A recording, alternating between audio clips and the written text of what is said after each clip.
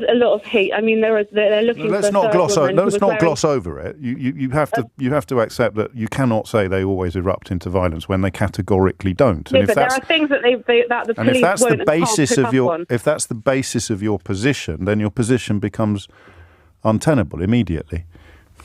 What happens when someone walks into a debate convinced they're holding the moral high ground, only to end up trapped by their own argument? That's exactly what unfolded in this explosive exchange. A caller tried to paint pro-Palestinian protesters as driven by hate and violence. But within minutes, James O'Brien started pulling apart claim after claim, exposing contradictions she simply couldn't escape. Before we dive into the full story, comment where you're watching from, and don't forget to like and subscribe so you don't miss the next one. This conversation takes several unexpected turns, and by the end, the entire argument looks very different from where it started. Now let's get into it. Hi, James. Hello. I'll tell you what it is. With so much unrest and so much fear within the Jewish community, most of these pro-Palestinian protests erupt in violence. There's hate that's called out, and I think they don't, because I have to be clear on this. They don't erupt in violence. There've been I think there were 9 arrests, and there've been 5 charges, including people arrested for attacking. Well, I'll run you through it all. Actually, there's been a racially aggravated public order offence by a person of no fixed abode who allegedly shouted racist abuse. There's a public order offence after a can of beer was allegedly thrown at a protester in Whitehall. There's been an actual bodily harm charge after an officer was allegedly assaulted and suffered a head injury, which also happened at the Countryside Alliance March a few years ago. And then you've got another racially aggravated public order offence relating to an allegedly racist placard. And then you've got a 16-year-old boy who can't be identified because of his age, has been charged with a public order offence after directing verbal abuse at officers. So you understand I can't let you say they always erupt into violence when they categorically don't. Well, there is a lot of hate. I mean, they're looking let's for not gloss over. Let's not gloss over it. You have to accept that you cannot say they always erupt into violence when they categorically don't. No, but there are things that that the police won't and can't pick up on. If that's the basis of your position, then your position becomes untenable immediately. There is hate. Would you not agree with that? There's hate everywhere. There's hate on the West Bank at the moment. You've seen what the American Secretary of... Can I say anything? Yes, of course you can, as long as it's true. When you think about the fear that Jewish people are feeling all over the country, something that exacerbates that and something that makes them feel even more scared. I mean, there are no Jewish people that would feel comfortable to go into a Palestinian protest, and even the word there were Jewish people on it. There were Jewish people on the march, and you've seen the footage from Central Station in New York as well of Jewish people protesting. They're far extremists, and in terms of their support, their anti-Israel narrative. But that it's not. But if the fact is that people would be scared to go to a protest like that, whereas in direct contrast to that, the Israeli... But again, I'm sorry you feel I'm interrupting you, but if you say things that aren't true, I have to. There were Jewish people on the march on Saturday. Okay. But the majority... So they wouldn't be... You can't say they'd be scared to go, can you? It is very scary. It is very scary. No, I'm not disputing that you're scared. I'm just disputing your claim that it always erupts into violence and that Jewish people would be too scared to attend to demonstrate their sympathy for Palestinian people being killed. Because neither of those things are true. No, what I'm not saying is that people can't march in solidarity, but the fact is it's a protest which ends up often being anti-Israel. There were 3 women who were wearing pictures out of 100,000 people. That's not the point. The point is that it is. Of course, it's the point. Fear. Of course, it's the point, because you can call those people hateful, you can call those people insightful, but you can't call the march a hate march.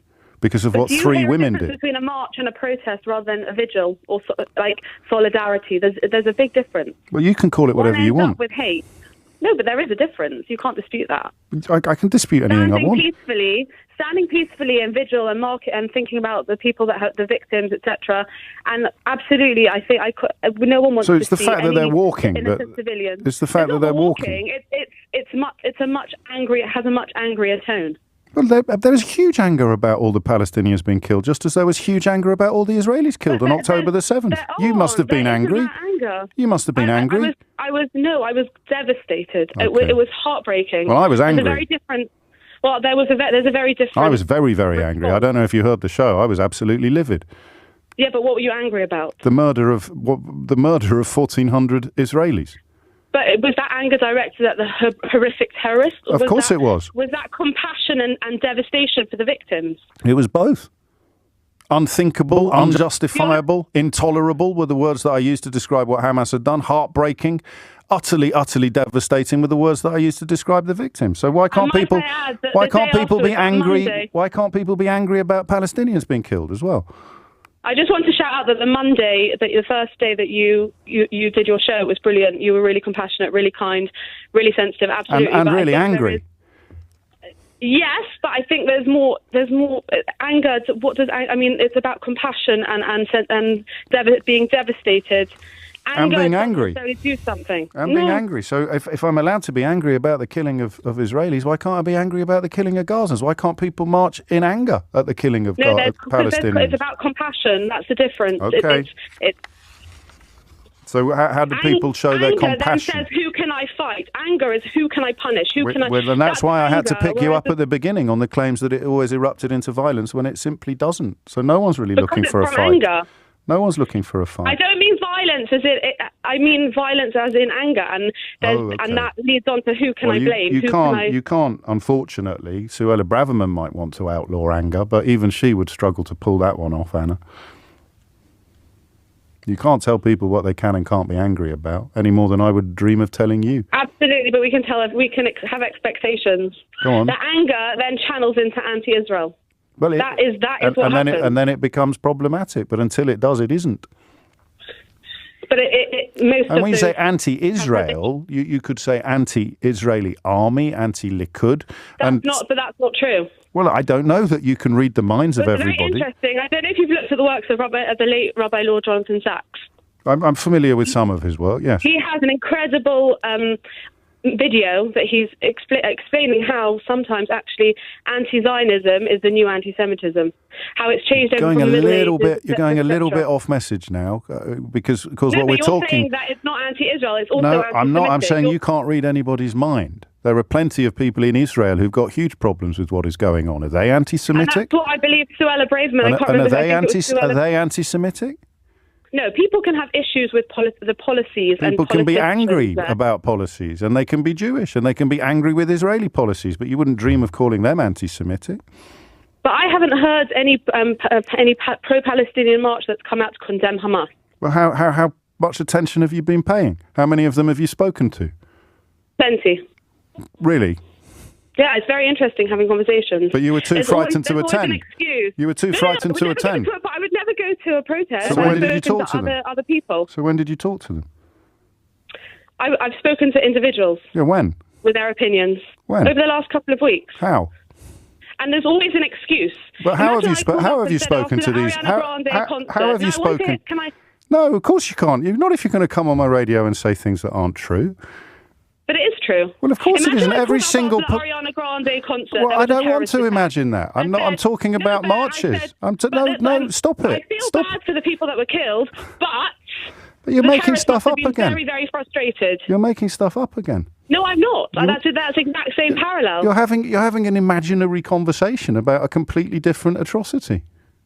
No, but what I'm saying to you is the fact is that there needs to be condemnation. Just before you go, where is your expression? I know you would avail yourself of this opportunity, your compassion for the people being killed in Gaza now. Absolutely. I said that straight away. I said that earlier on. I said, I do not want to see any innocent civilians, and it's horrific, and it's heartbreaking, and I read an article. So would you call for it to end then? I would call for Israel to do whatever it can to But you can't have it both ways, can you? It's called self-defense. Okay, well, that's not called compassion then. And they've no, that's fine. all the residents to move. We got there in the end. It is compassion. Of course there is compassion. Well, no, because the people marching are calling for a ceasefire, and you're calling for it to continue, while complaining that other people aren't being compassionate. So the people calling for the killing to end are the angry ones who are causing fear, and you calling for it to continue are the compassionate one. Do you see where you've ended up, Anna? No, you probably don't, do you? What made this exchange so powerful wasn't that James O'Brien raised his voice or tried to score cheap points. It was that he kept bringing the conversation back to one simple thing: consistency. Throughout the call, we watched a position built on emotion run straight into a wall of facts. Claims were challenged, contradictions were exposed, and by the end, the argument looked very different from where it began. The moment that really stood out was the final question. Who are the angry ones? The people calling for the violence to stop, or the people arguing that it should continue? That's the question that completely changed the direction of the debate. Whether you agreed with James or not, it's hard to deny that this was one of those rare conversations where a few simple questions revealed far more than a long speech ever could. But what do you think? Did James expose a major contradiction? Or do you think the caller had a point that wasn't fully addressed? Let me know in the comments below. If you enjoyed this breakdown, don't forget to like the video, subscribe to the channel, and turn on notifications so you never miss the next debate breakdown. Thanks for watching, and I'll see you in the next one.